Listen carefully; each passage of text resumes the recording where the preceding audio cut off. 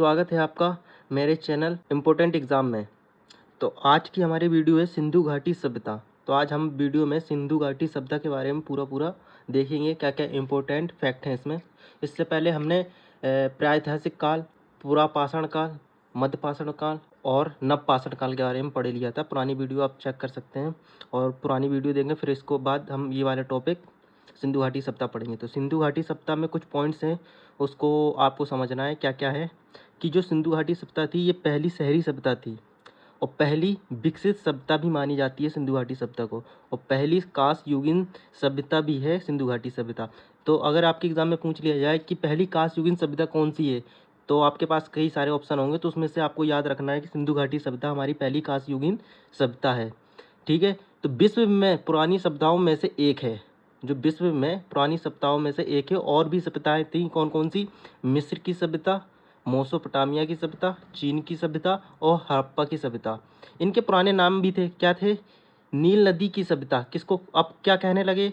मिस्र की सभ्यता। दालजा फरात नदी की सभ्यता, मेसोपोटामिया की सभ्यता कहने लगे। यांग ती सियांग की सभ्यता, चीन की सभ्यता अब कहने लगे। सिंधु नदी की सभ्यता, अब इसको कहने लगे हड़प्पा सभ्यता। ठीक है, जो ये सभ्यताएं समकालीन सभ्यताएं हैं, जो दो नदियों के पास हैं। ठीक है, इसका हम पढ़ेंगे कार्यकाल क्या है, कार्यकाल के बारे में पढ़ेंगे हम इसका कार्यकाल क्या है सिंधु घाटी सभ्यता का। कि इतिहासकारों ने इस सभ्यता के समय को लेकर कई सारे विवाद हैं। ठीक है, लेकिन एनसीईआरटी जो कहता है हम उसी को मानेंगे। एनसीईआरटी ये कहता है कि 2500 ईसा पूर्व से 1750 ईसा पूर्व सिंधु घाटी सभ्यता को माना गया है। ठीक है, अब हम क्या पढ़ेंगे? सिंधु घाटी सभ्यता का विस्तार कि सिंधु घाटी सभ्यता हमारी कहाँ कहाँ तक फैली गई है, कहाँ कहाँ उसके साक्ष्य मिले हैं, इसके बारे में पढ़ेंगे। सिंधु घाटी सभ्यता का विस्तार, सिंधु घाटी सभ्यता का विस्तार सिर्फ 3 देशों में मिला गया है, अफगानिस्तान, पाकिस्तान और भारत।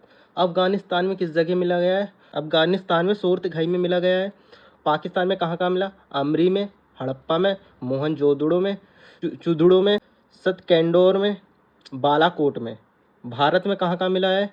लोथल में, राखीगढ़ी में, कुसाण में, कालीबंगा में, रोपड़ में, बनावली में। ठीक है, इसका विस्तार अफगानिस्तान, पाकिस्तान और भारत में है। और भारत में कहाँ है, पाकिस्तान में कहाँ है और अफगानिस्तान में कहाँ है, ये आपको याद रखना है। ठीक है, अब ये देखते हैं अपने पूरे विश्व में सिंधु घाटी सभ्यता का उत्तर साइड क्या फैला हुआ था और दक्षिण साइड किधर फैला था। पूर्वी घाट में किधर फैला था और पश्चिमी घाट में। उत्तरी साइड पहले देख लेते हैं। यह मांडा जो कि चेनाब नदी किनारे था, जम्मू कश्मीर में। उत्तर दिशा में जम्मू कश्मीर में चेनाब नदी के किनारे मांडा में सिंधु घाटी सभ्यता फैला हुआ था। पूर्वी में ये आलमगीरपुर जो कि उत्तर प्रदेश में हिडन नदी के किनारे है। ठीक है, दक्षिण में कहाँ है? ये दाइमाबाद में, दक्षिण में गोदावरी नदी के किनारे। पश्चिम में कहाँ है? पाकिस्तान में सतकेंडोर जो कि दाच नदी किनारे है, पाकिस्तान में पश्चिमी दिशा में। ठीक है, तो इसको आप लोगों को याद रखना है क्योंकि एग्जाम में पूछते उत्तर में सिंधु घाटी सभ्यता कहाँ फैली है, पूर्वी में कहाँ फैली है, दक्षिण में कहाँ फैली है और पश्चिम में कहाँ फैली है। इसको याद रखना है कि मांडा में फैला है उत्तर में, दाइमाबाद दक्षिण में और आलमगीरपुर पूर्व में और पश्चिम में सतकेंडाडोर के पास। ठीक है, अब आ जाते हैं सिंधु घाटी सभ्यता की विशेषताएं। इसकी विशेषताएं क्या है? ठीक है, तो हम इसमें क्या क्या पढ़ेंगे? स्थापना भवन पढ़ेंगे, इसके बारे में पशुपालन और कृषि के बारे में पढ़ेंगे कि सिंधु घाटी सभ्यता में पशुपालन और कृषि कैसे होते हैं। व्यापार के बारे में पढ़ेंगे, कैसे कैसे व्यापार होते थे इसमें। धर्म के बारे में पढ़ेंगे, कौन कौन से धर्म थे सिंधु घाटी सभ्यता में। और समाज के बारे में, कैसे समाज के लोग रहते थे। तो सबसे पहले हम पढ़ेंगे स्थापित भवन। ठीक, स्थापित भवन कैसे थे? तो शहर नियोजन होते थे। तो शहर एक तरह से नियमित रूप से होते थे कि कौन सा घर किस साइड होगा और सड़क किस जगह बनाएंगे और बगीचा किस जगह बनाएंगे। इस टाइप से होता था। अगर अपनी सड़क है तो यहाँ पर अगर कह दिया जाता था घर बनेगा, जस्ट बगल में बगीचा, अगर स्कूल, मतलब एक तरह से भी बनाया जाता था, जैसे घर या सड़क बगीचा बनाए जाते थे। यहाँ ईंटों के मकान बनाए जाते थे। ठीक है, घर 1 मंजिल या 2 मंजिल होते थे। घर के अंदर कुआं बनाया जाता था। शहरों में नालियों का जाल बिछा रहता था, जिससे कि नालियों का जाल इसलिए बिछाए रखे थे कि उसमें जो कूड़ा करकट था कि वो सब पूरी दूषित ना कर जाए पूरे शहर में, इसलिए उसमें नालियों का जाल रखा कर इस स्थान पर स्वच्छता का विशेष ध्यान रखा गया था। ठीक है, अब हम पढ़ेंगे पशुपालन एवं कृषि के बारे में। पशुपालन एवं कृषि में क्या कहता है कि इस सभ्यता के लोगों के द्वारा कपास की खेती की शुरुआत हुई थी। विश्व में पहली बार हुई थी इस सभ्यता में। कौन सी? सिंधु घाटी सभ्यता में कपास की खेती की शुरुआत हुई थी। इस सभ्यता के लोग सरसों, चावल, गेहूं, ज्वार आदि की खेती करते थे। सिंधु घाटी सभ्यता कौन कौन से किस चीज़ की खेती करते थे? सरसों, चावल, गेहूं, ज्वार। ठीक है, इसको याद रखना है। इस सभ्यता के लोग घोड़े से परिचित थे, लेकिन घोड़ों को पालतू बनाने में साक्ष्य नहीं था। मतलब वो जानते थे घोड़े क्या है, लेकिन उनकी सवारी या उनको पालना ये सब नहीं जानते थे कि वो हमारे लिए किस लिए उपयोगी है। एक तरह साधन का रूप करते हैं। घोड़ा एक जगह से दूसरी जगह ले जाने का काम भी करता है। ठीक है, इसका कोई परिचित नहीं थे, बस ये जानते थे कि घोड़ा है। ठीक है, और अगर आपके एग्जाम में ये वाला पॉइंट पूछ लिया जाए कि घोड़े के अस्थि के पंजर मिले, कहाँ मिले? सरकोटा, जो कि गुजरात नामक स्थान पे घोड़े के अस्थि के पंजर मिले। ठीक है, सिंधु घाटी सभ्यता में जो एक बैल है और एक दूसरा क्या है, एक सींग वाला जीव जिसको गैंडा कहते हैं, महत्वपूर्ण पशु थे ये। सिंधु घाटी सभ्यता में दो महत्वपूर्ण पशु थे, एक अपना बैल है और दूसरा है एक सींग वाला जीव जिसको गैंडा कहते हैं। ये महत्वपूर्ण पशु थे। ठीक है, और जो घोड़े से परिचित तो थे लेकिन इसका उपयोग नहीं जानते। अब हम व्यापार के बारे में पढ़ेंगे। तो सिंधु घाटी सभ्यता में व्यापार क्या क्या थे? देसी और विदेशी दोनों व्यापार हुआ करते थे। मतलब देसी व्यापार भी होते थे, विदेशी व्यापार भी होते थे। लोथल गुजरात से विदेशी व्यापार के प्रमाण मिले। जो विदेश के लोग व्यापार करते थे तो उसके प्रमाण गुजरात में मिले। इस सभ्यता के लोग मुक्ता धातुओं का व्यापार करते थे। इसी सभ्यता में पहली बार टिन प्लस टावा बराबर कांसा, मतलब कि टिन और टावा को मिला के कांसा बनाया गया। ठीक है, तो सिंधु घाटी सभ्यता में आयात क्या क्या करते थे? चांदी, सोना, तावा, टिन, गोमेद और सीसा। चांदी कहाँ से किया करते थे? ईरान या अफगानिस्तान से। सोना दक्षिण भारत से। तावा खेतड़ी राजस्थान से। टिन अफगानिस्तान से। गोमेद सौराष्ट्र से। सीसा ईरान। ये आपके एग्जाम में पूछा जाता है, गोमेद किससे आयात किया जाता था? सौराष्ट्र से। ठीक है, निर्यात सिंधु घाटी सभ्यता के लोग क्या करते थे? आभूषण बनाते थे उनका। मतलब ये चांदी सोना लेकर उनका आभूषण बना के उनको निर्यात, मतलब उनको दिया करते थे। कीमती पत्थर दिया करते थे, हाथी दांत से बने वस्तुएं, ये सब दिया करते थे। ये दूसरे देशों में भेजते थे और ये दूसरे देशों से लेते थे। किससे लेते थे वो सामने लिखा हो, एक बार पढ़ लेना। सिंधु घाटी सभ्यता की मुद्रा के बारे में अब जान लेते हैं। इस सभ्यता के लोग नियमित मुद्रा का प्रयोग नहीं करते थे, कि कोई भी मुद्रा नहीं थी इस सभ्यता में। यहाँ वस्तु विनिमय प्रणाली से व्यापार होता था, कि जैसे कि हमारे पास अनाज है, दूसरे के पास चावल है, हमें चावल की ज़रूरत है, उसके अनाज की, तो हम लोग एक दूसरे से बदल लेंगे। इस टाइप से काम करते थे, कोई मुद्रा नहीं थी उस टाइम पे। धर्म क्या कहता है? धर्म में पूजा, प्रकृति की पूजा करते थे, क्या जानवरों की पूजा करते थे या देवी देवताओं की पूजा करते थे? ये मतलब कि पूजा में क्या करते थे वो, तो इसके बारे में हम पढ़ेंगे कि प्रकृति में किस चीज़ की पूजा करते थे, जानवरों में किस चीज़ की पूजा और देवी देवताओं में किस चीज़ की पूजा करते थे। तो सबसे पहले हम प्रकृति की पूजा के बारे में जान लेते हैं। ये सूर्य की पूजा करते थे। ठीक है, और प्रकृति में किस चीज़ की पूजा करते थे? प्रकृति में ये वृक्ष की पूजा करते थे। वृक्ष में किसके? पीपल और बबूल के। जैसे वृक्षों की पूजा करते थे, पीपल बबूल की, वृक्षों की पूजा करते थे सिंधु घाटी सभ्यता के लोग। जानवरों की पूजा के बारे में देख लेते हैं। बैल का महत्व था। सिंधु घाटी सभ्यता में बैल का बहुत महत्व था। यह कृषि कार्यों की वजह से रहा होगा, इसलिए बैल की पूजा करते थे। जो बैल होते थे वो कृषि में उनका सहायता करते थे, इसलिए उनकी बैल की पूजा इसलिए वो लोग करते थे। देवी देवताओं के बारे में अब जान लेते हैं। देवी तथा देवता, इस सभ्यता के लोग मृत देवी की पूजा करते थे, मतलब अपने धरती की पूजा करते थे। उर्वरता की देवी कहा जाता था। सिंधु घाटी के सभ्यता के लोग जो फसल करते थे उसी को उर्वरता की देवी कहा जाता था, और यहाँ मृत देवी की पूजा करते थे। इस सभ्यता के लोग पशुपति नाथ की पूजा करते थे, जिसे अपन लोग शिव की पूजा कहते हैं। अब समाज के बारे में जान लेते हैं। समाज में कुछ पॉइंट है, क्या है? सती प्रथा नहीं थी, लेकिन कुछ स्थलों में जानकारी मिली। लोथल, कहाँ? लोथल में मिली कि यहाँ पर सती प्रथा थी, लेकिन सती प्रथा नहीं थी। लोथल में ये जानकारी मिली कि लोथल में सती प्रथा थी। ठीक है, वैश्यावृत्ति था, समाज में समानता थी। मनुष्य के मरने के बाद उसे उत्तर दक्षिण में लिटाया जाता था। इस सभ्यता के लोग युद्ध तथा आक्रमण नहीं करते थे।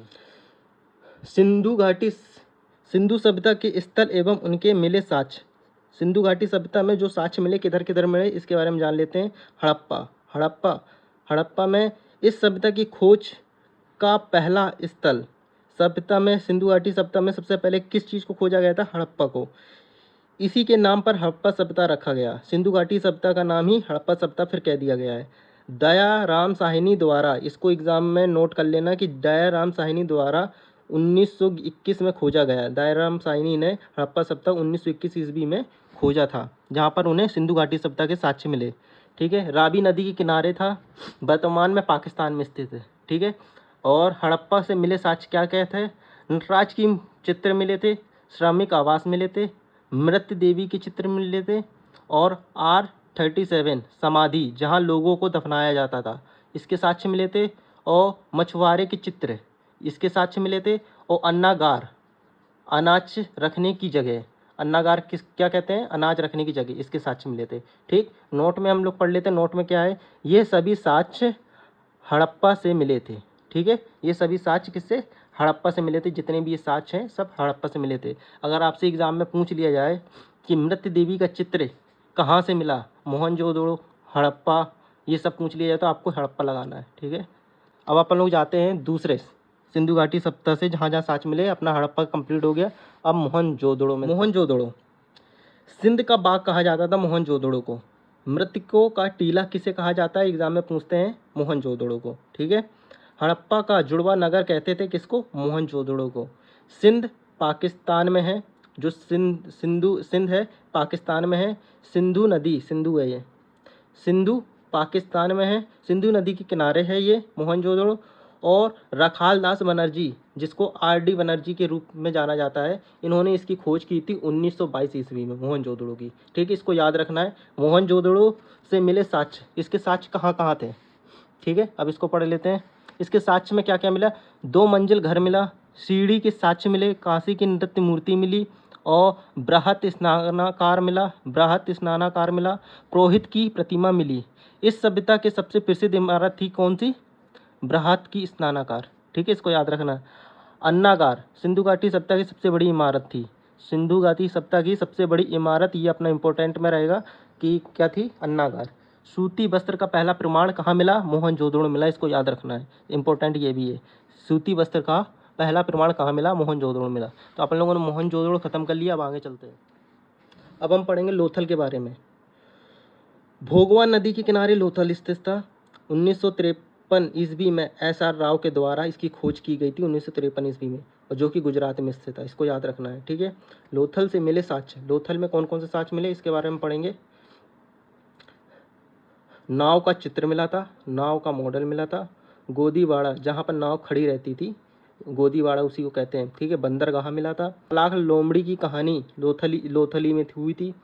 अग्निकुंड के साक्ष्य मिले थे। चावल तथा ज्वार की खेती के प्रमाण मिले थे। मम्मी के साक्ष्य मिले थे। विदेशी व्यापार का प्रमाण मिला था। मिट्टी की मूर्तियाँ मिली थी। 2 मुंह वाले राक्षण का प्रमाण मिला था।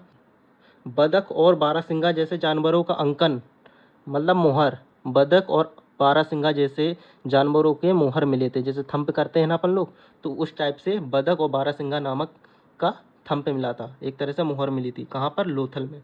अब अगला इसके साक्ष्य कहाँ मिला था? कालीबंगा। कालीबंगा के बारे में पढ़ लेते हैं।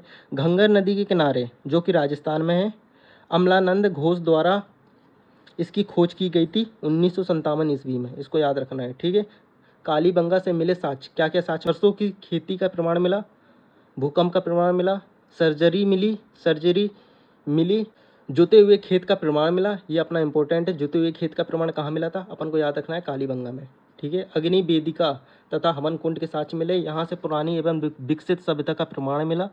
यह सींग वाले देवता का प्रमाण है। एक सींग वाले देवता का प्रमाण कालीबंगा में ही मिले थे। ठीक है, इसको याद रखना है। अब आपके एग्जाम में इंपॉर्टेंट क्वेश्चन क्या क्या पूछे जाते हैं इस टाइप से, तो अगर 2-4 क्वेश्चन है, इसको थोड़ा सा याद रखना है। सबसे ज़्यादा इंपॉर्टेंट क्वेश्चन आपके एग्जाम में इन चैप्टर के इंपॉर्टेंट क्वेश्चन है कि आपके एग्जाम में क्या क्या आएगा, इसको याद रखना है। सिंधु सभ्यता के लोगों का मुख्य व्यवसाय क्या था?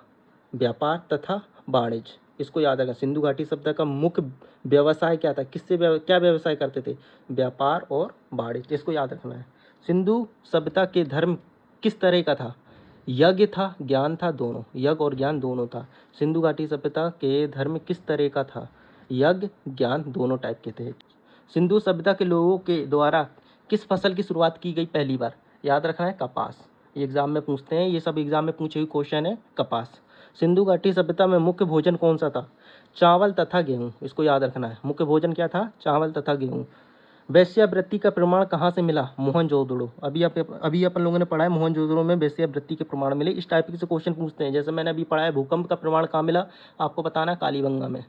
ठीक है, जुते हुए खेत का प्रमाण कहाँ मिला, कालीबंगा में। ये सब क्वेश्चन नीचे जाते हैं, इसलिए अपन लोगों को ये मैंने पॉइंट बाय पॉइंट बना कर लिखा है। अगर आपको ये वीडियो पसंद आ रही है तो उसको अभी सब्सक्राइब कर लें और लाइक करें और मेरी वीडियो का इंतजार करें। और जितनी वीडियो लाऊंगा सब अच्छी वीडियो लाऊंगा मैं आपके एग्ज़ाम के थ्रू। ठीक है, अभी अपन लोगों ने हड़प्पा, मोहनजोदड़ो और कालीबंगा इन सब के बारे में पढ़ा है। कुछ अन्य महत्वपूर्ण स्थल एवं उनसे मिले साक्ष्य, इसके बारे में पढ़े थे। रोपड़ क्या है, सतलज नदी के किनारे जो कि पंजाब में है। मानव के साथ कुत्ते के दफनाने के साक्ष्य मिले। तो पहले क्या रहता था, मानव अपने पालतू जानवर कुत्ते को पालता था। अगर कोई ख़त्म हो जाता था उसका जो जानवर था ना, तो उसी के साथ उसके साथ दफना दिया जाता था, क्योंकि उसका साथ रहता था, तो उसी के साथ उसके साथ दफना दिया जाता था। ठीक है, चूंदड़ो ये कहाँ है, पाकिस्तान में, सिंधु नदी के किनारे। मक्का बनाने का कारखाना यहाँ पर था। ठीक है, आमरी जो कि पाकिस्तान में था। हिरन की हड्डी मिली यहाँ पर। ठीक है,